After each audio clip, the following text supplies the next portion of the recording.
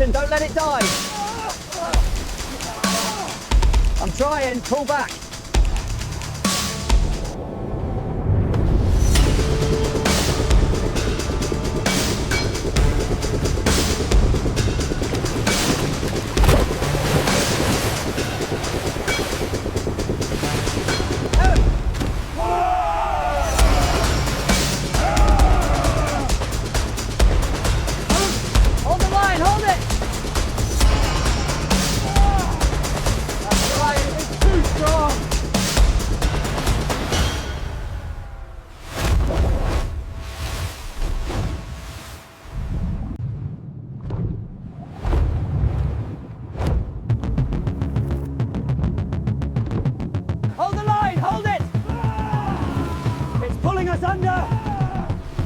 Don't let go, pull harder. Get to the winch, quickly. We are losing her. Keep the tension. The Kangu is surfacing. Prepare the harpoon, quickly now.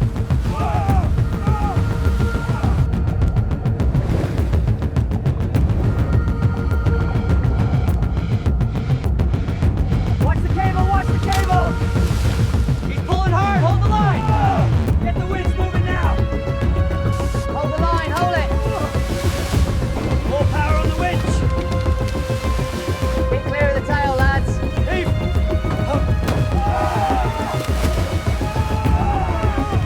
All together now. Pull. Ready, heave. 1, 2, 4, 5. Pull together. Heave on 3. 1, 2, 3. Watch the cable. Keep it clear of the prop.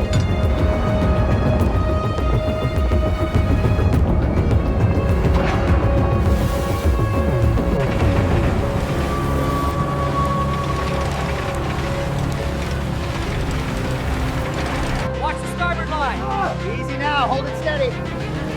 Lower her down slowly, watch her feet. Heave.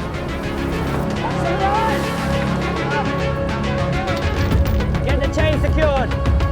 Lower it slow, watch the chains. Easy now, get the hooks ready. Pull harder on that line, watch your feet. Heave. Bring it around to the left. Secure the winch, hold it steady. Keep it steady. Okay, let her go. Out at sea, while the sky remained shrouded in dark clouds and the sea rose in heavy, steel-like waves, the iron ship continued its relentless assault. On deck, fishermen in dark blue raincoats stood along the railing, their bodies hunched low, their feet gripping the slippery, wet steel deck. The wind howled. The rain lashed against their faces, but no one took their eyes off the churning water beside the ship.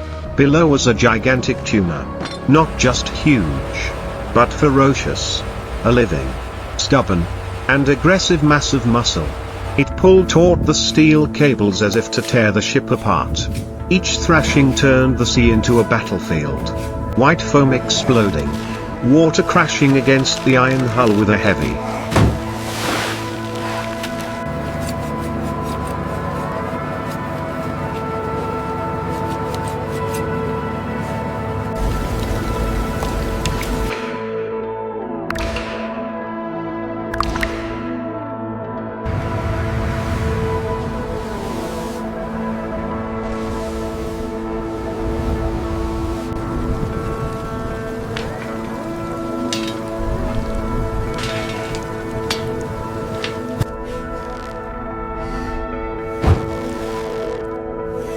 rumbling sound.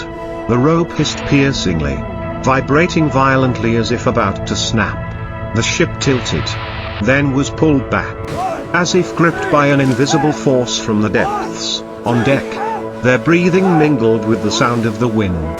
The fishermen didn't shout pointlessly. They pulled in rhythm, stopping at the right moment, gripping tightly when necessary. Every movement was calculated with experience accumulated from hundreds of encounters with the treacherous sea. A single misstep, a moment of hesitation, and the cable could snap back like a steel whip, turning the battle into an accident. But they kept pulling. Every beat, Every meter of line recovered with sweat and sheer determination. The giant tuna surfaced. Then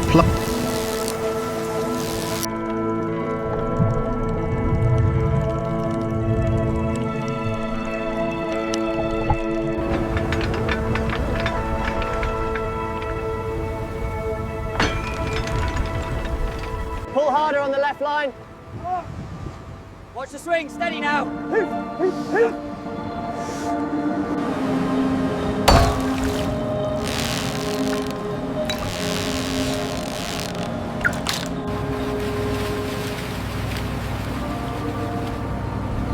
plunged back down. It lashed its tail like a sledgehammer, pounding the water's surface, shaking the entire deck. The impact echoed against the metal, dry and cold. The wind grew stronger, the waves higher, but the formation didn't break. Dark blue raincoats clung to their bodies, soaking wet and heavy, but their hands still wouldn't let go of the rope. This was no longer an ordinary fishing trip. This was a direct struggle between man and the ocean. Each time the giant tuna lunged, the ship was pulled off course. The engine roared. The winch hissed hoarsely. The cable stretched taut as if about to snap. But little by little, the fish began to slow down. Its thrashing was still fierce, but shorter. Its turn. Let's start from this end.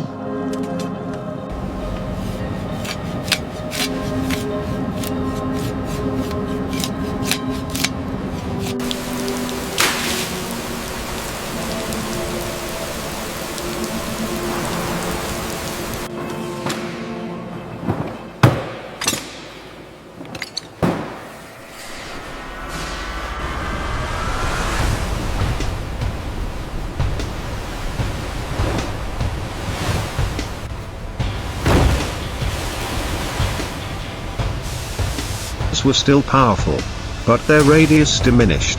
The sea hadn't given up yet, but it had begun to yield. In the cold, grayish-blue deck light, the fish's body gleamed beneath the water's surface. Enormous and terrifying. It wasn't just a trophy, it was a reminder that out at sea, humans always face a force far beyond their own. And only through discipline, experience, and calculated risk-taking can they stand firm. The struggle lasted for hours. But for those on the iron deck, time seemed to shrink to mere tucks, short shouts, and the incessant hissing of the cable. When the giant tuna surfaced again in a violent burst of white foam, everyone knew the battle wasn't over. The sea was testing them one last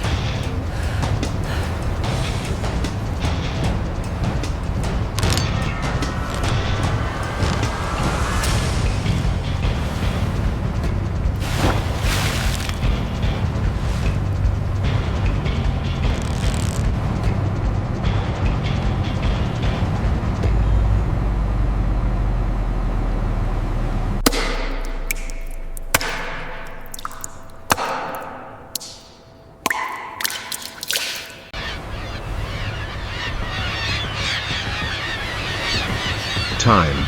And they, in their dark blue raincoats, remained there, pulling, holding, and refusing to back down, until one side had to yield. The struggle continued in a heavy silence, torn apart by wind and metal. Each time the giant tuna lunged, the cable tightened to its limit, vibrating violently like a living creature. The iron deck was slippery with water and foam. But the fishermen in their dark blue raincoats maintained their formation. Backs bent, shoulders pressed together, their entire body weight concentrated on each pull. No one spoke of fatigue. At this point, letting go meant accepting defeat. The giant tuna spun beneath the surface, creating large vortices that slammed against the side of the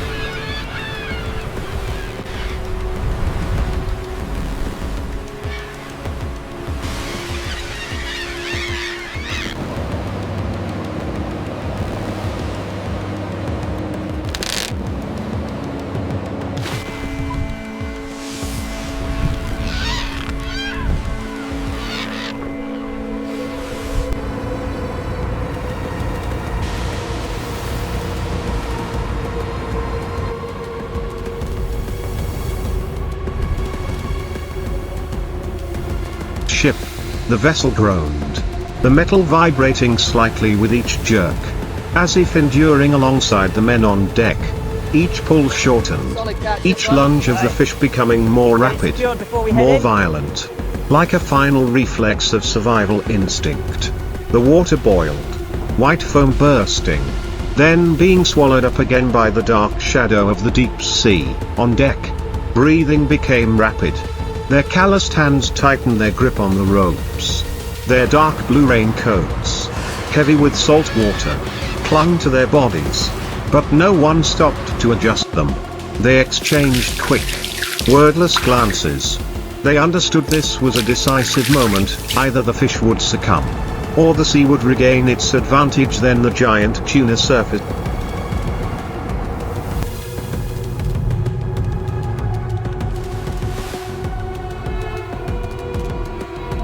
Are the cables secure? Yes, ready on this side. Let's start with a dorsal cut.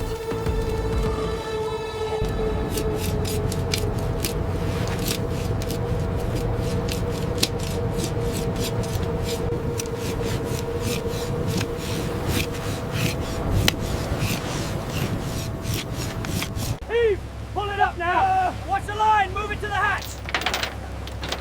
Again. Closer. Clearer. Under the cold, greyish-blue deck lights. Its massive, ferocious body appeared. Streaks of water running across its thick skin. Its tail thrashing violently, sending the sea surface crashing. The crashing sounds were like hammers pounding steel. The ship rocked violently, but did not turn. The cables were tightened. The winch roared, pulling the fish little by little toward the men. In that moment, the hunt was no longer a display of strength. It became a test of endurance. The giant tuna still resisted, but its thrashing slowed. The wide turns gradually narrowed. The sea still roared, but the pulling force was no longer as fierce as before. On the iron deck, the fishermen in their dark blue raincoats felt the change clearly, not with their eyes, but with the very rope trembling in their hand.